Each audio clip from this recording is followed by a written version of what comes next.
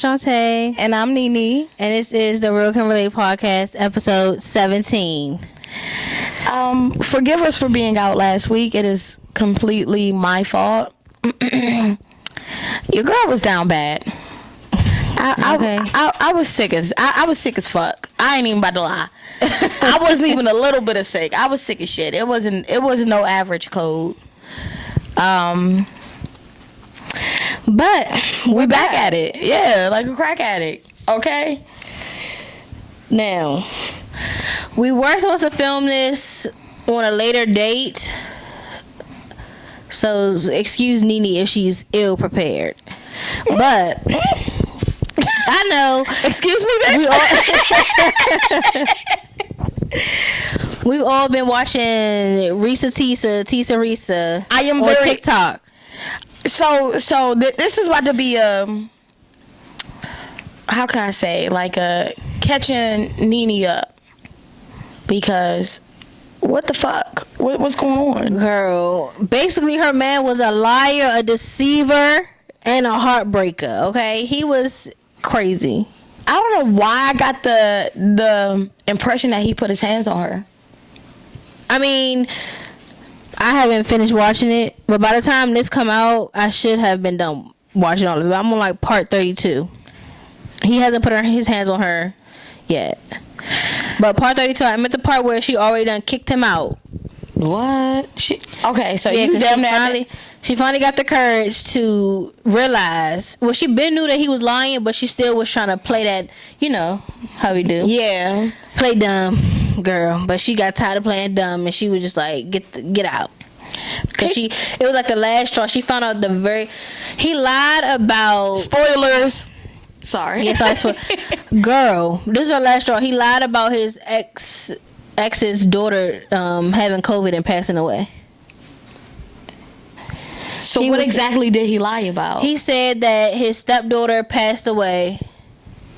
Well, he still was saying like he's still in the kids' lives. But the daughter passed away. Yeah, he was like he has to give $2,000 towards the funeral and stuff because she passed away from COVID. Who lies on a child's life? Okay, exactly. So that was her last straw. She ended up finding an ex-wife and then asking her. She like, so yeah, how was your daughter? Or not how was your daughter, but I heard about. Wait, no, I think she did say how was your daughter, and she's like, my daughter is fine. And then the lady was like, so what did he tell you about my daughter? And she was like, oh no, she just told me that she wasn't feeling well. She didn't tell her like the full truth. She was she couldn't bring herself to say that to that lady. That her daughter died. God forbid. Exactly. But picture being with somebody, right, and realizing you don't know who the fuck you're with. Okay. Picture that. A lot of us could relate. You don't know who you land with. It's an imposter. You think a lot of us could relate to that? Yeah, a lot of people can't relate. You don't even know who your partner is. Cause motherfuckers be lying. Okay, lying through their teeth. But did you see her? See, this is what I do know, y'all. This is a little bit that I do know. That she got back online and basically spoke about how she got in contact with Legion's brother. His name is Chris. Did you see that? Mm-mm. She got back. I have been like avoiding all the new updates until I watch everything. Okay. So she got in contact with Legion's brother, and Legion's brother is like, yeah, baby, he a fucking liar. he was diagnosed with this and that and this as a child.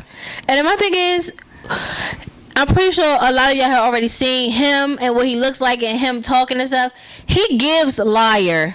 Even when he's talking, it's like I can tell that you're just a liar. He look like a liar. Like I can really just tell that you were just a liar.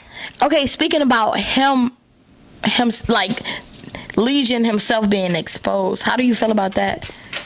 Because that created a slight uproar too. About him being exposed, she was mad about. People were mad that she exposed him.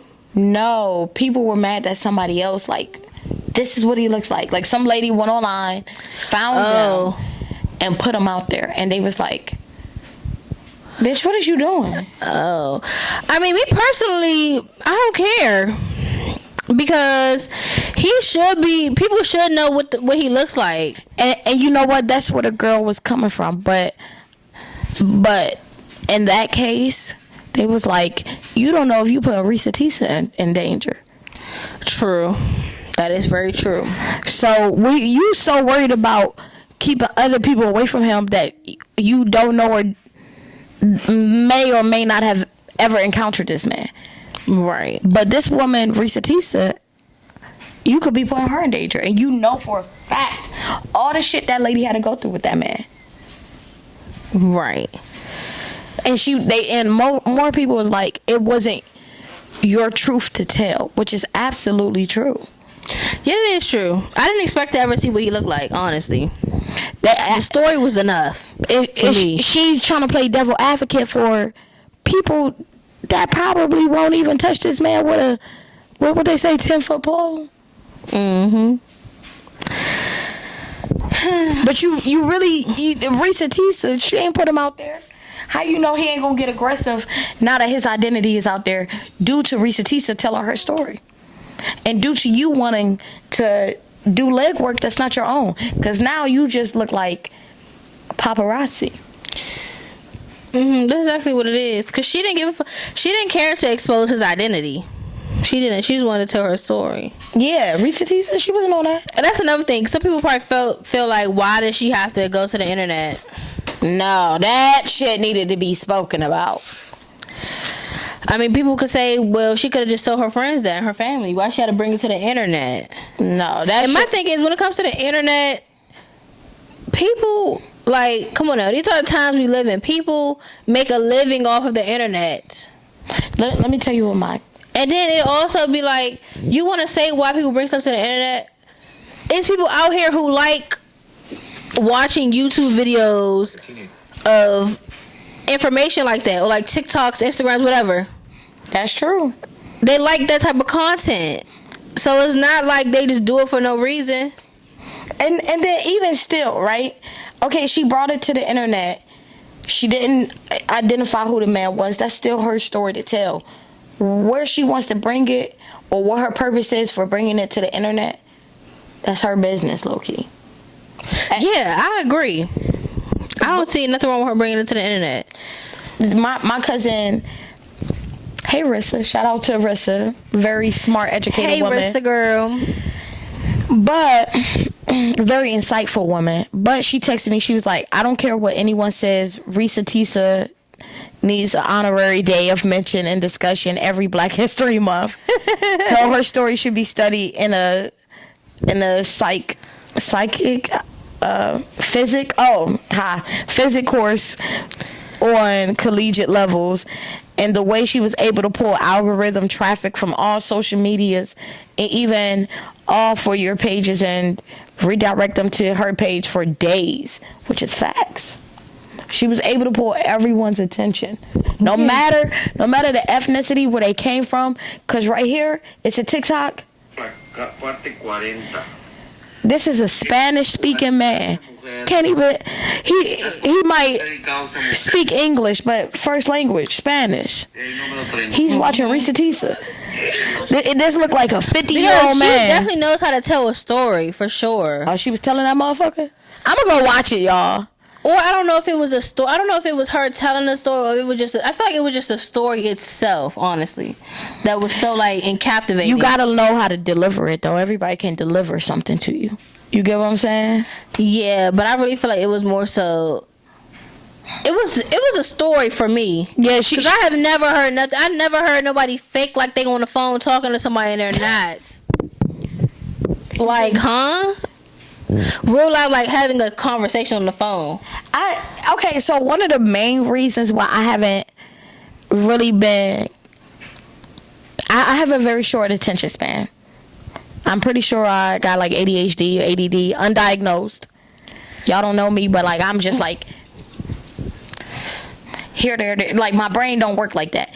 I feel like I already know all that I need to know. She gave a brief synopsis of what she wanted to tell before she told the story.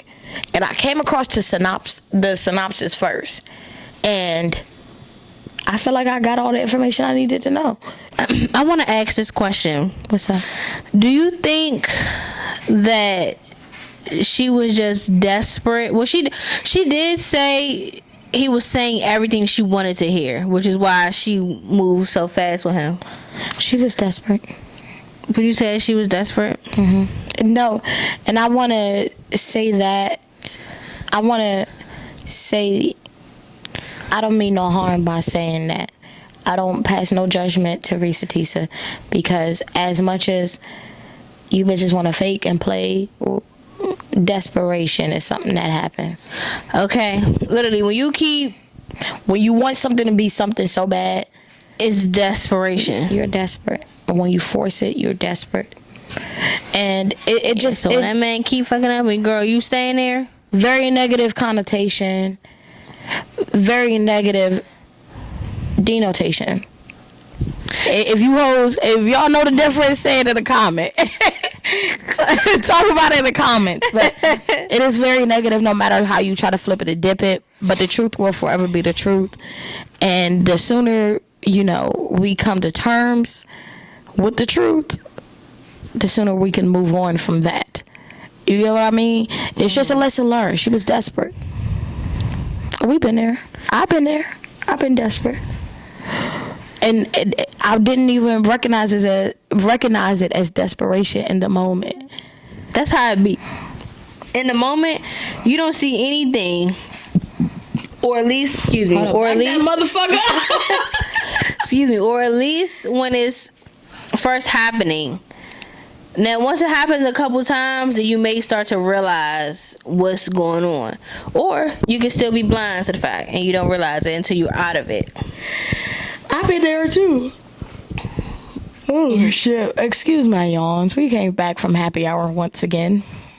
Right. Yeah. And actually, this experience was good. Oh, yeah. Based off of the last experience, we went to happy hour and came back and chatted y'all up. Yeah, this experience was very good. This was good. We got some bomb-ass Brussels sprouts. So. Right, them drinks was the best thing on the menu. I'm sorry.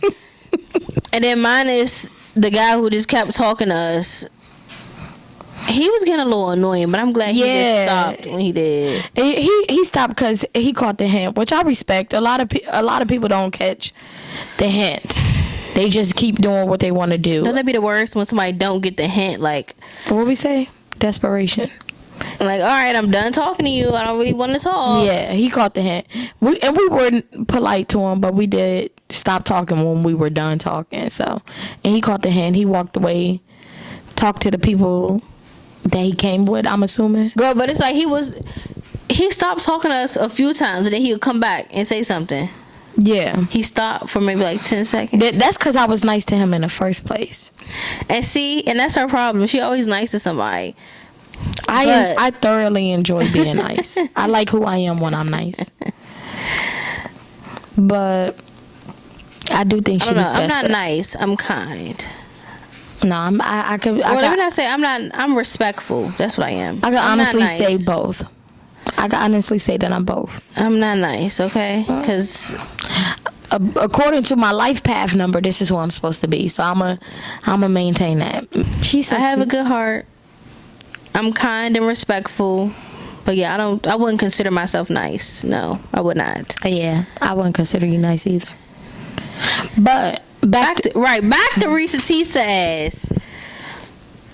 She was a little desperate for it to be what she wanted it to be, which is why she was okay with rushing it, and she didn't give herself the time or the space to differentiate what was true and what was false. Right, and she did say during the series, that she knew, she already had caught him in a few lies. She knew that something was up, but she just didn't want to let him go because he was providing financially. And that's another thing. Is he a scammer? I feel like he's like a scam artist or something. I thought he was like in a warehouse or some shit. I don't know, because they make decent money, especially if they got overtime. don't know. I don't know. I feel like he was a scammer. He didn't really believe that he worked where he said he worked at, though. Yeah, at this point, who knows? Yeah, that's what I'm saying. I feel like he was a scammer on the low. He did something illegal, some type of scamming. I feel. I would like for my nigga to tell me if he's scamming or if he doing some illegal shit. I don't know if I would leave him. I don't know. Don't tell me, cause don't incriminate me to shit. Don't tell me anything. Anything that you do illegally, don't even tell me. Nah, I would want to know, so as long as we in cahoots, that if there were ever a time for me to not know, I don't know. I don't know shit. He told me this, like, that's what I'm saying. Don't tell me anything, because I'm a bad liar. And I don't want to ever have to be put in a position to lie. The thing with... And I don't want to have to deal with the repercussions that come with what the fuck you do. Yeah. The thing is, like, if I get caught up and I go to jail, I can't snitch on you because I'm you with already the fucked shit. Up, yeah. So I can't snitch because I knew what the fuck was going on. Well, the thing with lying to the police is you don't gotta be good at it. You don't gotta be bad at it. You just cannot let it be proven. You could be like, no, I didn't know what that man did. No, I didn't know. No, not you shaking your head. I didn't know. I didn't know anything at all. Girl, and how about when he was saying he had a sister named Shantae? I said, now why the hell? And everybody got a Shantae. And she couldn't even. She went to. So he has that his grandma had died and his parents died, right? So you can find the obituary. And girl, the sisters wasn't listed. You know how like they list like the kin that's left behind on obituaries. Oh, the sister Shantae wasn't listed. Yeah, he said he had two sisters. Neither one of them was listed. So that nigga was lying about having a sister. That's one thing I do not play about. My motherfucking sister. Don't lie and say you got a sister if you ain't got no sister. Like, he was just a terrible, like, the fact that you lie about, and there's people out here who really like lie for fun. Like, that's what they do. They just lie. And they good liars too. Well, apparently he was diagnosed with schizophrenia and bipolar disorder.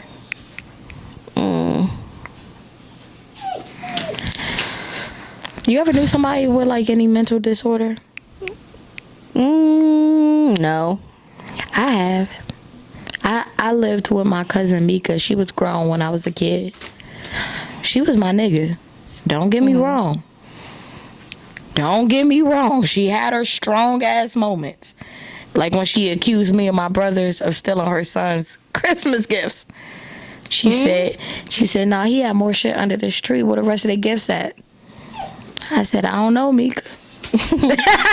I said, I don't know. She said, nah, where the fuck the rest of his gifts at? I'm like 7. She going off on all of us. When I say she's maxing, like she's not playing with us. I'm surprised she ain't fuck us up for stealing these gifts that she ain't never bought. Mental illness is very like real. It's real and it's like tricky too. It's like, what caused this? And that's the thing with these diseases out here and things like that. Or like certain diseases, you don't really know what the cause of it is. Doctors can't even tell you. Yeah, they can say what they think, but it's like you don't really know. The thing with schizophrenia though is that it is unfortunately hereditary. And it always skips a generation. Like your mom's mom, your dad's dad could have had schizophrenia and could have been schizophrenic. Let me say that. My apologies.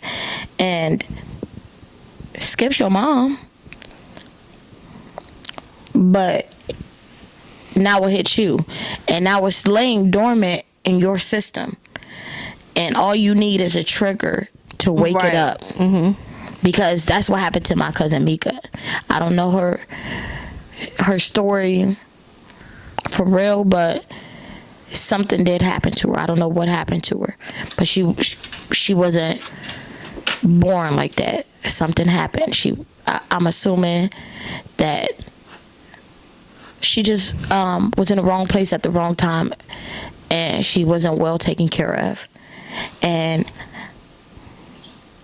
something happened to her, and she came home different, and she's been different since. My girl, I done caught her brushing her teeth with bleach. I'm like, I don't think you're supposed to do that, cousin. She's like, no, I do it all the time. Oh, like get the gargling get the gargling and shit. I'm like, no, I don't think bleach should go in your mouth. She cool though. I mean, as cool as she could be for a person that's diagnosed with what she's diagnosed with. So whatever she got going on with the bleach, it ain't kill her. So more power to her. Let her do her thing. So while we're speaking about mental illness, do you think that everybody should go to therapy? Absolutely, duly. Absolutely. I feel like at least give it a try. Before you say you don't like something, well, let me not just say, before, with therapy specifically, before you say that you don't like therapy or you'll never go, just try it. Literally, just try it. I understand people's reservations. Trust and believe me, I completely understand people's reservations with therapy. But as much as people don't like labels and titles, I think when you put a name on something, you automatically organize it. Right, it's easier to like accept. I don't even want to say easier to accept. It's just makes more sense. Yeah, you don't feel like you're crazy. Yes. It's like, this is what it is. So I feel like some people might feel crazier. Somebody tell me I'm schizophrenic right now, I might fly off the motherfucking rails. Blue is making so much noise over there, she's blowing me.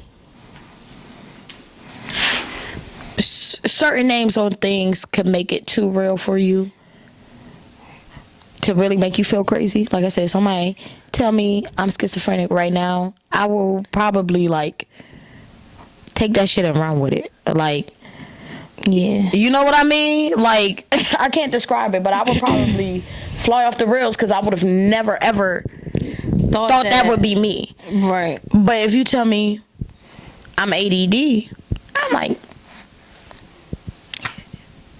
makes a lot of sense. Now I know what to do. A lot of people don't want therapy because they just don't want to.